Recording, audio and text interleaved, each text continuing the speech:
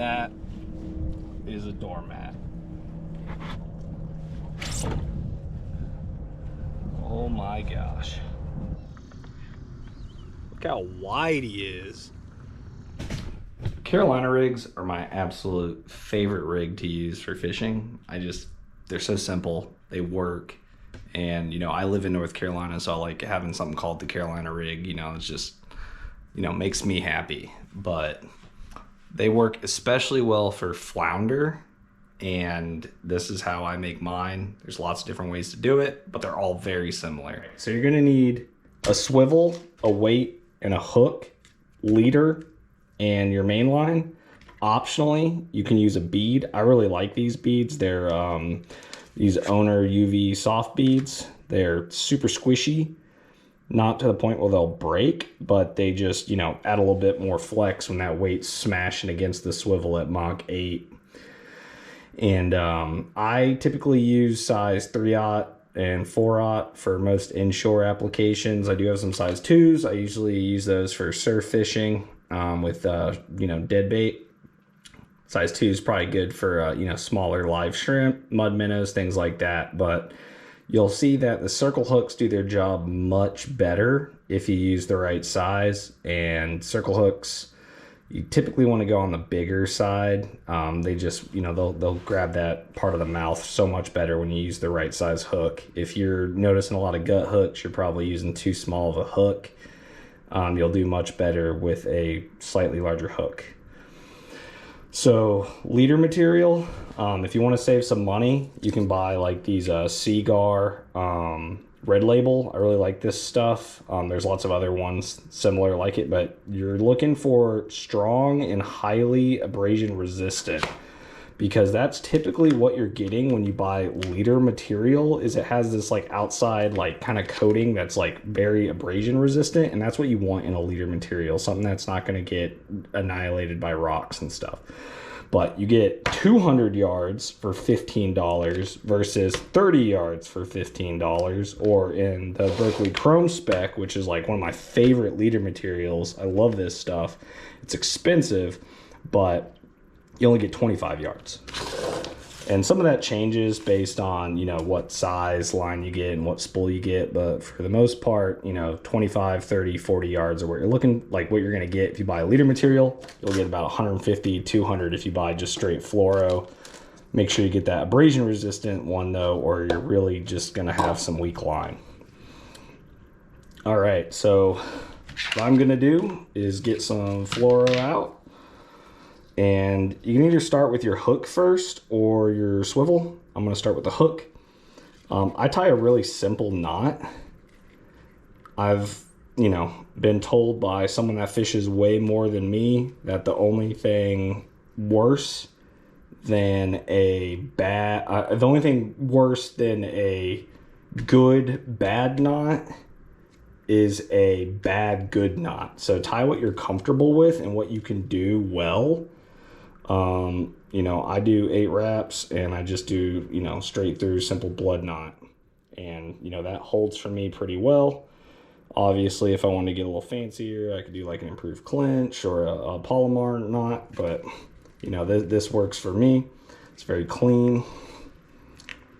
And I've never had any issues with it. So, trim my tag in a little bit. And then I like to do about, you know, anywhere between 12 and 24 inches, trying to go in that in between for that like 18 typically. Getting all hung up here.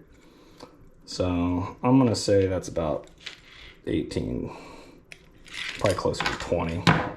All right, so this is going to be, you know, what's going to be hanging off behind the weight, what the fish is going to pick up. So again, tie whatever knot you like. I'm going to do something simple here. It works for me.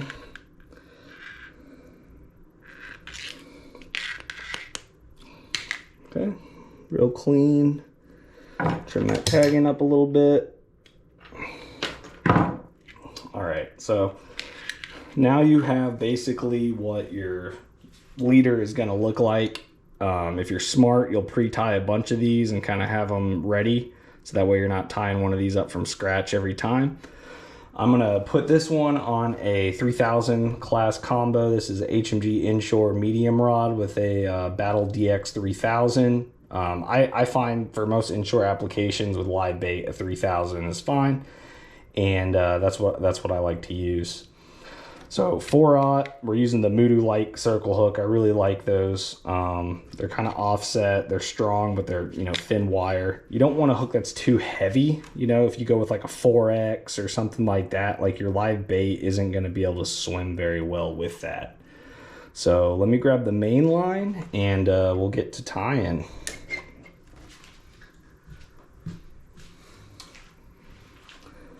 So for your main line, I like to go weight. This is a 1/2 ounce. So we're gonna put that through. You need to be really careful. Some of these, you know, cheaper weights, they can have sharp edges here. So if you see one that looks really bad, it can cut your line. This one doesn't look great, but it'll be fine. Put the bead on, and what this bead does is it kind of protects your knot from that weight just smashing against it in the swivel, because it can get pinched in there really bad, and when that happens it can actually, you know, break your line. So braid to metal, same knot, just, you know, way more. Braid's great for tying knots, but it does like to slip, especially with this coated braid. This is a Spiderwire Ultra Cast, awesome braid, but you know, it's got that coating on it, kind of like a super slick. All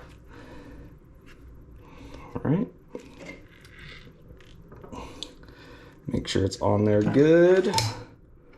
Pop that. And that is how I would have this rigged up.